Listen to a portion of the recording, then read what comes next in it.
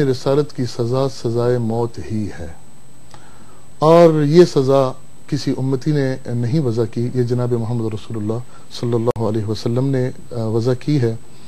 فتح مکہ کے موقع پر عبداللہ ابن حطل کو قتل کیا گیا، حالانکہ عام معافی کا اعلان تھا۔ نہیں، وہ ہسٹری ہے، اس میں کوئی شک نہیں ہے، لیکن یہ کیسے فیصلہ ہوگا کہ واقعی انہوں نے توہین کی ہے یا نہیں کی؟ میں گزارش یہ کرنا چاہتا ہوں اس بات سے پہلے کہ یہ کوئی پاکستان میں ایک منفرد قانون نہیں ہے، دنیا کے اور ممالک میں بھی، یورپ میں بھی توہین مسیح کے قوانین موجود ہیں۔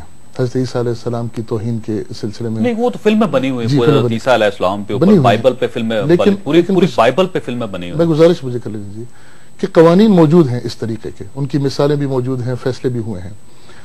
قانون تو یہ ہے، یہ قانون کوئی حادثہ نہیں ہے، سوچ سمجھ کر بنایا گیا ہے، اس پر پارلیمنٹ نے یا جو بھی ایک بحث کی ہے اور ایک پروسیڈنگ کے ساتھ بنایا گیا ہے۔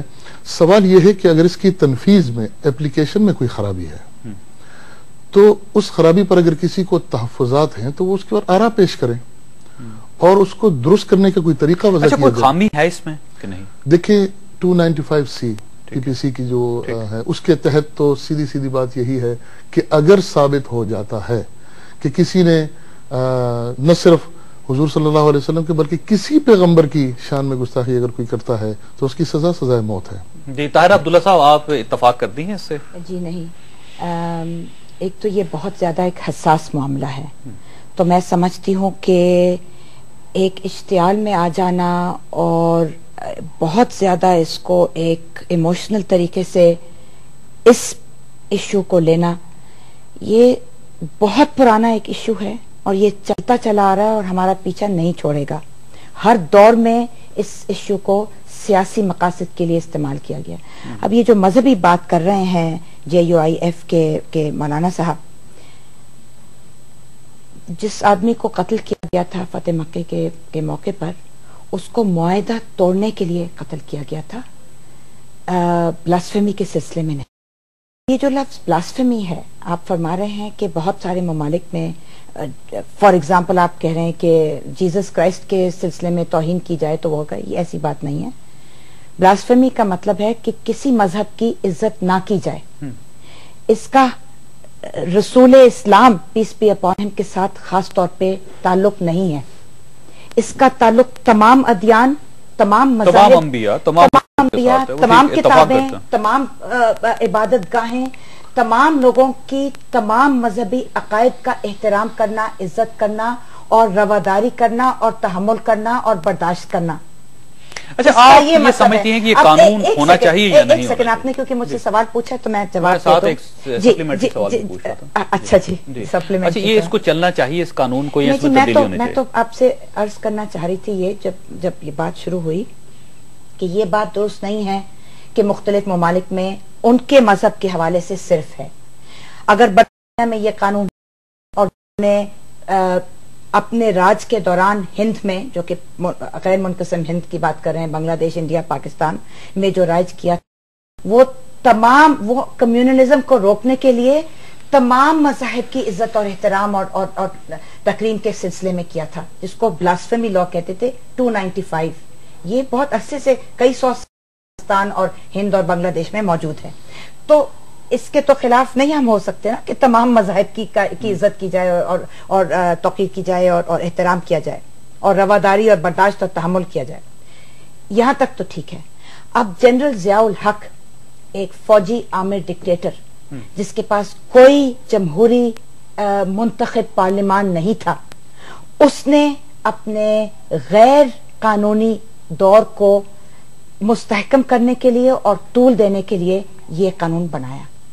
تو پہلے تو یہ بات ہے کہ سریعاً بدنیتی پر مبنی، جس کو انگریزی میں میلافائڈی کہتے ہیں، یہ قانون بدنیتی پر مبنی ہے۔ اچھا قانون بدنیتی پہ بن گیا تو بن گیا، اچھا تو ہے نہیں نا، کیونکہ قرآن میں اس کی ہمیں کوئی حوالہ نہیں ملتا قرآن سے۔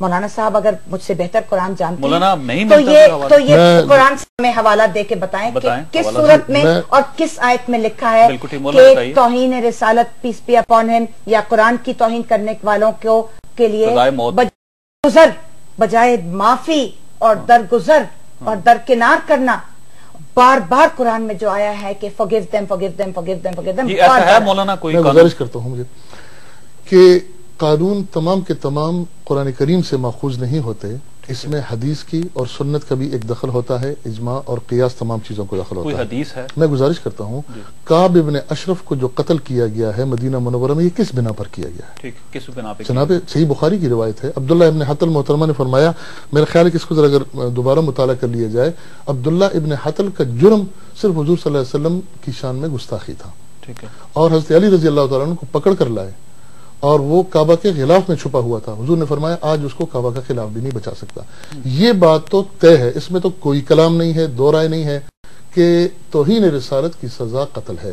ہاں، اگر قانون کی تنفیذ میں خرابی ہے تو مجھے بتائیے پاکستان میں کون سا ایسا قانون ہے جو آئیڈیل طریقے سے آج کل نافذ ہے؟ ہر قانون کے تنفیذ میں کوئی نہ کوئی خرابی موجود ہے، اس خرابی کو دور کیا جائے، نہ کہ اب سوال یہ ہے آج جتنا سیخ پا ہو رہے ہیں ہمارے گورنر صاحب، ہماری این جی اوز کہ جی آسیہ بی بی کا مسئلہ ہو گیا، کیا اتنا غصہ عافیہ صدیقی کی سزا پر بھی کسی کو آیا تھا دنیا میں؟ جی آیا آج وہاں پر میں گزارش کر رہا ہوں، میں جنرلی بات کر رہا ہوں عالمی طور پر، کیا امریکہ کے صدر نے ان کو معافی کے لیے اس طریقے سے اپنے اختیارات استعمال کیے؟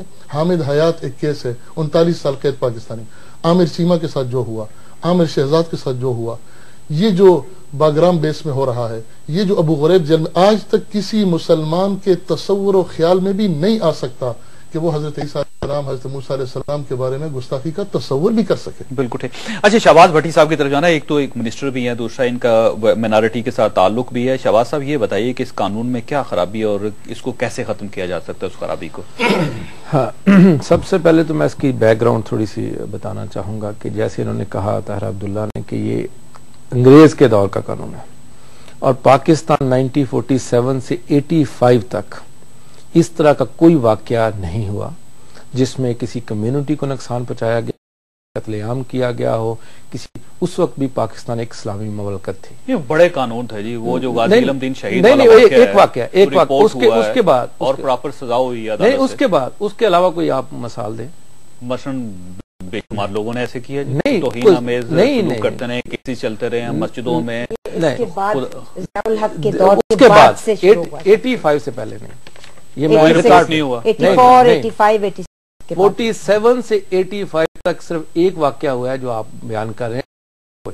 85 سے لے کر اب تک بے شمار کیسز کا اندراج 4000، اور یہ کیسز کا میں مائنورٹیز کے حوالے سے بات کروں گا کہ آج تک ایک کیس بھی ثابت نہیں ہو سکا۔ لوور کورٹس نے سزا دی ہے، ہائی کورٹس نے ان کو بری کر دیا ہے، اور 15-20 سال جیلوں میں رہنے کے بعد جب وہ اپنے واپس دوڑتے ہیں تو پھر نہ وہاں رہ سکتے ہیں نہ کچھ ہو سکتا ہے۔ ایک میرا اور آپ کا پرسنل ڈسپیوٹ ہے تو میں ایزی آپ کو بلیم کر سکتا ہوں اور کیس اسی وقت رجسٹر ہو جائے گا۔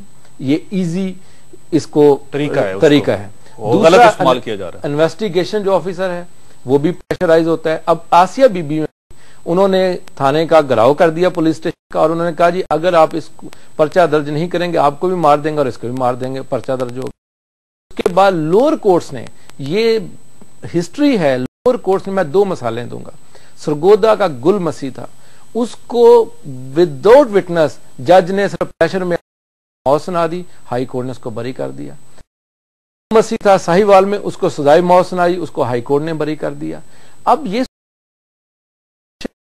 پاکستان کی اقلیتیں کبھی یہ نہیں تصور کر سکتی کہ حضور پاک کا یا الہامی کتابوں کا کسی توہین کا تصور بھی کریں، لیکن جب ایک اقلیتی شخص پہ یہ الزام لگتا ہے تو گوجرا پورا جلا دیا جاتا ہے، جب سانگلہ ہل کے ایک مسیحی پہ الزام لگتا ہے تو پورا سانگلہ ہل جلا دیا جاتا ہے، جب شانتی نگر کے ایک مسیحی پہ الزام لگتا ہے تو پورا شہر جلا دیا جاتا ہے۔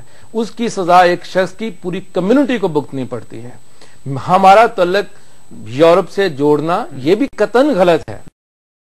کی اقلیتوں کا جینا مرنا اس وطن سے وابستہ ہے اور ہم نے قربانیاں دی ہیں، اس میں جتنا حق ہماری مسلمان بھائیوں کا اتنا اقلیتوں کا بھی ہے۔ اس کے ڈیفنس سے لے کر تو یورپ سے لے کر اب تک یہ کہنا، پھر میں یہ بھی بتاؤں کہ پورے دنیا کے اسلامی ملک سزائے موت ہے، کیا وہ اسلام پہ عمل نہیں کرتے؟ مولانا کتنے ملکوں میں؟ میں آپ کو بتاتا ہوں، سوائے میں کیوں نہیں, سعودی عرب میں کیوں اور نہیں, دوسری بات پاکستان اور تمام متحدہ عرب عرب امارات میں کیوں نہیں, اور افغانستان میں کیوں نہیں, اور سودان میں کیوں نہیں, سوائے ایک ملک ہے سعودیہ میں ہے, سعودیہ میں